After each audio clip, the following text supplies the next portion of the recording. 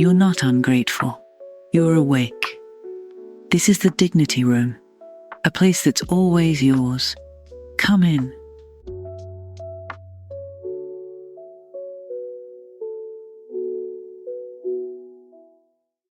Okay, so today I want to talk about a special thing where I experience like it was mind blowing for me.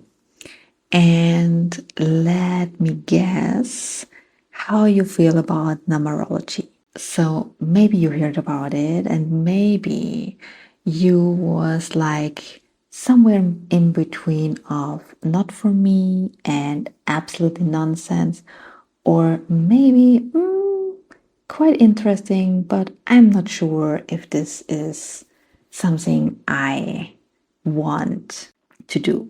And maybe you picture something like a website with too many stars on it, like a vague paragraph that could apply to literally anyone, and something you would put in the same drawer as like horoscope or chain emails.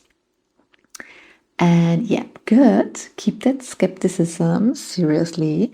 So don't put it down. It's definitely okay. I had exactly the same reaction years ago. And it sounded like everything I distrust, like vague, arbitrary, a way to tell people what they want to hear. And so, in this episode, is it not me trying to convert you? I'm not going to ask you to believe in anything, okay? I'm going to do something else. So, I'm going to take the one tool you probably dismissed years ago and show you the grounded version nobody ever bothered to show you. And then you can put it back on like the nonsense drawer if you want, but at least you will have seen the real thing first. Okay, so let me reframe what this actually is. And forget fortune telling, forget destiny, forget anyone telling you what's going to happen next Tuesday. That's not what I'm talking about. And honestly, that version deserves your eye roll because this is like, yeah, what I do too. Here's the version that actually useful. Numerology, stripped of the mysticism, is a language for patterns. So it's a structured way of looking at the shapes you keep repeating in your own life. So it doesn't predict you, it reflects you. So, like a mirror. So, I'm not telling you that numbers control your faith,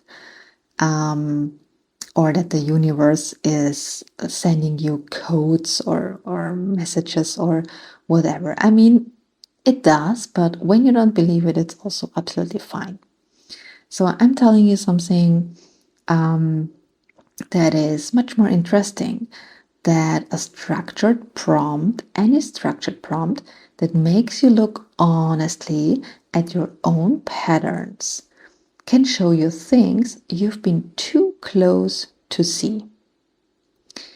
And this particular language happens to be surprisingly good at that. And that's the whole claim. You don't have to believe anything cosmic for it to be useful. You just have to be willing to look in the mirror. So let me make the case for why a mirror like this works at all, because you're not going to accept it just does, right? So I totally get it. Here's the thing. about seeing yourself clearly.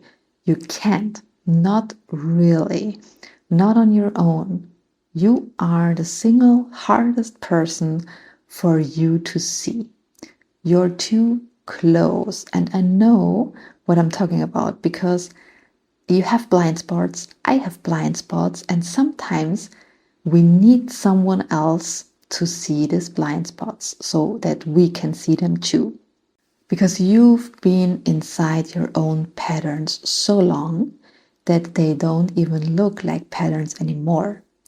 They just like how things are, like just who I am. And maybe you have said this sentence like, oh, this is just who I am. You know that. But this is not always true. Think about it.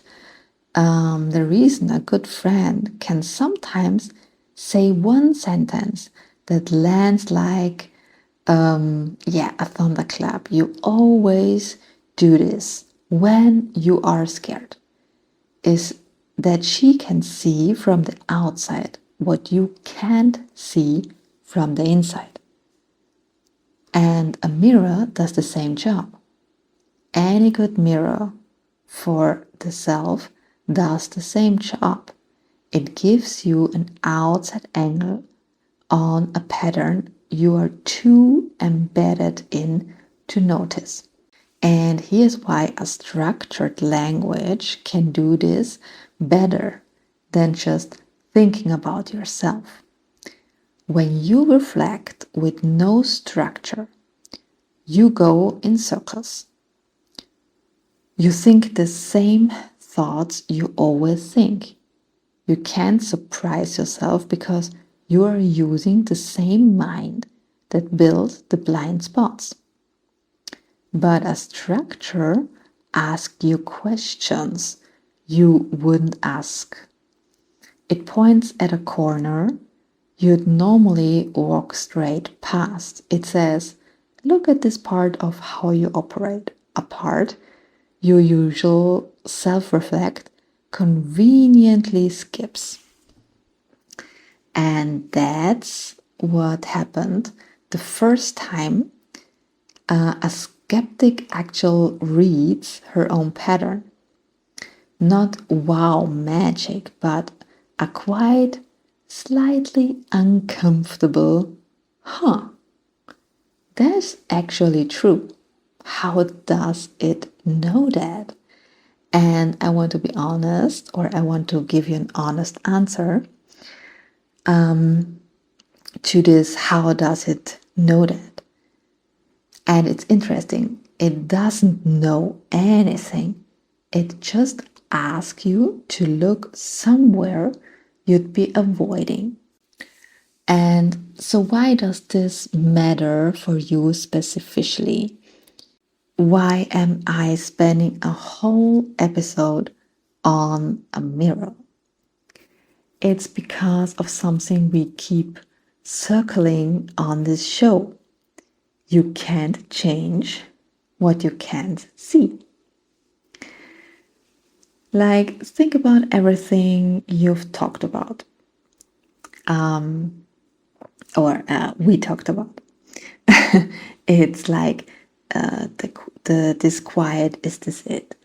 Or the exhaustion, the blame on yourself, the intuition you stopped trusting, the way you split into the competent one and the searching one.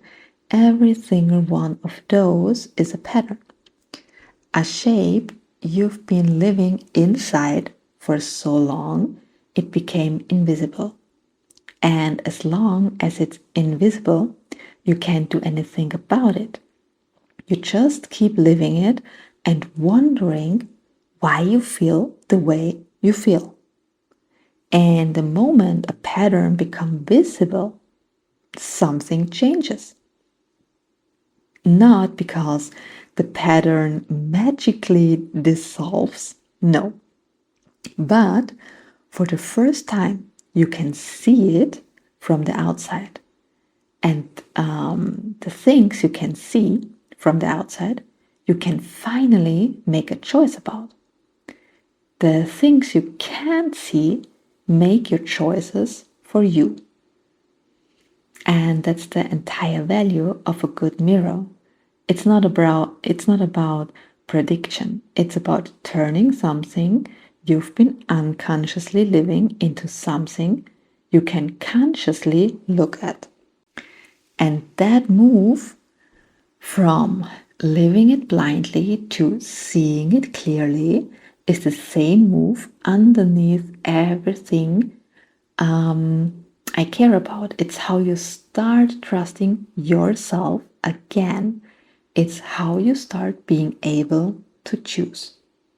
So when I talk about numbers as a mirror, I'm not wandering off into the woo. I'm pointing at one more tool that does the one thing this whole room is about, helping you see the patterns you have been too close to notice, so you can finally decide which ones you want to keep. So what can you do with this information now? So there's nothing you have to believe. Let me be clear about that. But here is the invitation, and it's genuinely low. So the next time you come across a serious version of this, not the star-covered website, but a thoughtful one, read the part about your own patterns. And instead of your usual reflex, so like, this is nonsense, or, oh my God, it's so true, it must be magic. Try a third response, the skeptic's response. And just ask, is this actually true about me or not? And if it's not, discard it, genuinely. Throw it out. A mirror that shows you something false is a bad mirror, and you owe it nothing. But if something lands, if you read a line and feel that quiet, that's uncomfortably accurate, don't explain it anyway. And don't mystify it either. Just let it be what it is. A true thing about you that you hadn't quite put it to words. That's the whole practice. Take what's true, leave what isn't. And stay the skeptic. You don't have to and hand over your judgment to use a mirror. You just have to be willing to look into it honestly. Here's the thing. The patterns are real, whether you look or not. You are already living them. The only question is whether you'd rather live them blind or see them clearly and choose. And you, of all people, were never built to live anything blind. So if the three things stay with you today. 1, this is a mirror, not a horoscope. It doesn't predict your future, it reflects your patterns. You don't have to believe anything cosmic for that to be useful. You just have to be willing to look honestly at yourself. 2, you are the hardest person for you to see. You are too close to your own patterns to notice them. They just look like how things are. A structured mirror gives you the outside angle you can't get on your own. So give it a try. And 3, you can't change what you can't see. The patterns that stay invisible make your choices for you. The ones you can finally see, you get to decide about. So look, take what's true, leave what isn't, and keep your skepticism the whole way through. I'm still walking this path too, and I made something for the walk, just for you. No stage, no pedestal. One woman to another. It's in the show notes, whenever you're ready. This was the Dignity Room. Come back soon.